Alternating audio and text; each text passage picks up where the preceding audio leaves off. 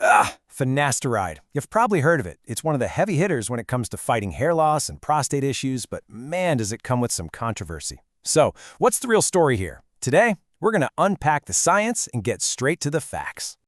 So the big question is, how does this one little pill do all that? What's actually happening inside your body? That's exactly what we're going to break down step by step, no jargon allowed. And we've got a clear roadmap for this. First, we'll cover the basics. What even is finasteride? Then, we'll dive into the science of a hormone it targets. After that, we'll look at what it's used for, get real about the risks and side effects, and wrap up with some super important things you need to know. Okay, let's kick things off at square one. Section 1. What is finasteride really? So, in technical terms, finasteride is a 5α-Reductase inhibitor. Yeah, I know, it's a mouthful. But its job is actually pretty simple. It stops your body from churning testosterone into a way more powerful hormone called dihydrotestosterone, or DHT for short. That's its whole mission. And that leads us perfectly into our next section, the science of DHT. Because honestly, to get how finasteride works, you have to understand this one key hormone. Think of it like a little assembly line that's always running in your body. Step 1, you've got testosterone. Then an enzyme called 5α-Reductase comes along. It's the key worker on the line. Its one job is to take that testosterone and convert it into the superpotent DHT. And here's why that conversion is such a big deal. DHT is about 5 times more powerful than testosterone. Now, for people who are genetically prone to hair loss, that extra power is really bad news. DHT latches onto hair follicles, and over time it just shrinks them, weakens them, until they can't grow healthy hair anymore. It's a process called miniaturization. So this is where finasteride jumps into action. If that enzyme is the factory worker, finasteride is basically a roadblock. It just gets in the way and stops that enzyme from doing its job of converting testosterone into DHT. It shuts down the assembly line. And the result of putting up that roadblock? It's huge. We're talking about a 60 to 70% drop in DHT levels, both in your scalp and in your bloodstream. That is a massive reduction in the very hormone that's causing the hair loss in the first place. Okay, so how does this all translate into real-world treatments? Let's get into Section 3, 2 conditions, 1 target. By hammering down those DHT levels, finasteride can tackle 2 very different medical problems.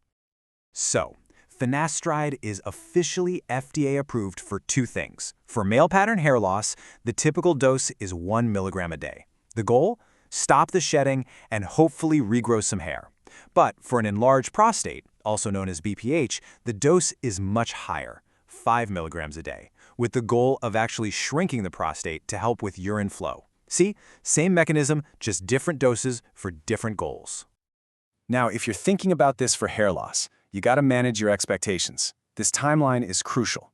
You might start to notice your hair loss slowing down in about 3 to 6 months, but seeing actual, visible regrowth, that can take up to a year.